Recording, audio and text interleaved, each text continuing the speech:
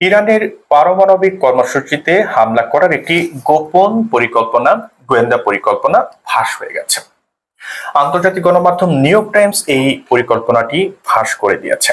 এই পরিকল্পনাটা ইসরায়েল করেছিল এবং ইসরায়েল দীর্ঘদিন ধরে এই পরিকল্পনাটা করেছিল এবং দীর্ঘদিন ধরে এই পরিকল্পনাটি বাস্তবায়ন করার চেষ্টা করে যাচ্ছিল এবং তারা এই জন্য যুক্তরাষ্ট্রের প্রেসিডেন্ট পরিবর্তনের সময় পর্যন্ত অপেক্ষা করছিল। তারা আশা করছিল যে ডোনাল্ড ট্রাম্প ক্ষমতা গ্রহণ করলে এই পরিকল্পনাটি ট্রাম্পের অনুমোদন নিয়ে তারা খুব সহজে বাস্তবায়ন করতে পারবে। এখন পরিকল্পনায় কি ছিল? পরিকল্পনায় দুই ধরনের পরিকল্পনা ইসরায়েল করেছিল। একটা হচ্ছে ব্যাপক আকারে বিমান হামলা করে ইরানকে গুরুতরভাবে ধসিয়ে দেয়া, ইরানের পারমাণবিক কর্মসূচিগুলো ধ্বংস করে দেয়া, ইরানকে গৃহযুদ্ধের দিকে ঠেলে দেয়া, ইরানের যে বর্তমান যে সরকার আছে, যে রাজনৈতিক ব্যবস্থা আছে সেটিকে ধ্বংস করে দেয়া, এরকম একটা পরিকল্পনা ইসরায়েল করেছিল। পাশাপাশি তারা আরেকটি পরিকল্পনা করেছিল, অর্থাৎ প্রথম পরিকল্পনা যদি বাস্তবায়ন না হয় তাহলে তারা অপশন বি হাতে রেখেছিল। সেই পরিকল্পনাটা হচ্ছে এরকম, তারা গোপনে বিমান এবং কমান্ডো অভিযান চালাবে, বিমান হামলা চালাবে ভূগর্ভস্থ পারমাণবিক স্থাপনায়, পাশাপাশি তারা এখানে কমান্ডো নামাবে, কমান্ডো নামিয়ে পারমাণবিক স্থাপনাগুলো ধ্বংস করে দেবে। এখন এই পরিকল্পনাগুলো বাস্তবায়ন করার জন্য ইসরায়েলের যে সামর্থ্য, সেই সামর্থ্যে তারা এই পরিকল্পনাগুলো একা বাস্তবায়ন করতে পারবে না, কারণ ইরানের যে প্রতিরক্ষা সক্ষমতা, সেই প্রতিরক্ষা সক্ষমতার সঙ্গে ইসরায়েল আসলে পেরে উঠবে না, যে কারণে তারা যুক্তরাষ্ট্রের সহায়তা কামনা করছিল। কারণ যুক্তরাষ্ট্রের বাংকার বিধ্বংসী বোমা রয়েছে যেগুলো ইসরায়েলের নেই, এবং এই বোমাগুলো ছাড়া আসলে এই ধরনের অভিযান খুব একটা কার্যকর হবে না।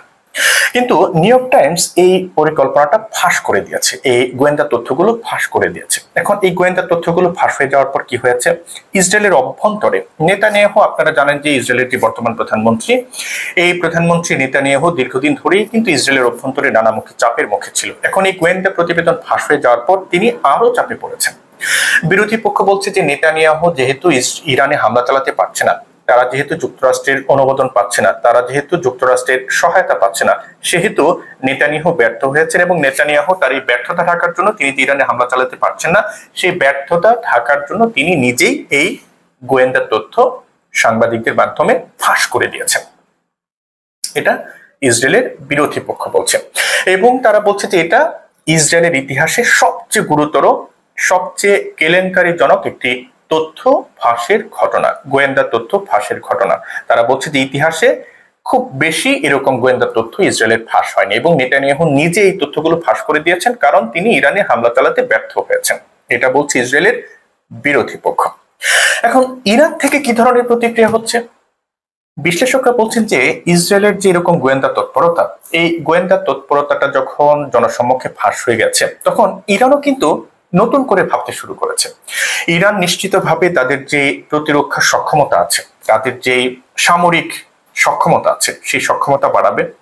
এই ধরনের আক্রমণ প্রতিহত করার জন্য যা যা করতে হবে নিশ্চিতভাবেই ইরান তা করবে, এবং ইরান নানাভাবে তাদের সামরিক সক্ষমতা বাড়ানোর চেষ্টা করবে। এবং এই যে সক্ষমতা বাড়ানোর চেষ্টা, সেটা বিশ্লেষকরা বলছেন যে সেটা খুব স্বাভাবিকভাবেই মধ্যপ্রাচ্যে উত্তেজনা তৈরি করবে, এবং এই উত্তেজনা আপাতত কমার কোনো লক্ষণ দেখছেন না সামরিক বিশ্লেষকরা। তারা বলছেন যে এরকম গোয়েন্দা তথ্য, গোয়েন্দা প্রতিবেদন যদি ফাঁস হতে থাকে তাহলে এরকম উত্তেজনা কমার কোনো সম্ভাবনা নেই। তবে ইরানের গণমাধ্যমগুলোর প্রতিবেদন থেকে একটা জিনিস বলা যায় যে ইরানের ঊর্ধ্বতন সামরিক কর্মকর্তারা বলছেন যে তারা জানতো ইসরায়েল এরকম একটি পরিকল্পনা করছে, অর্থাৎ ইরান বলছে যে তারা ইসরায়েলের এরকম গোপন পরিকল্পনার খবর আগে থেকে জানতো, এবং সেই অনুযায়ী তারা ব্যবস্থা নিয়ে রেখেছিল, যে কারণে যে ভয়ে ইসরায়েল কিংবা যুক্তরাষ্ট্র ইরানে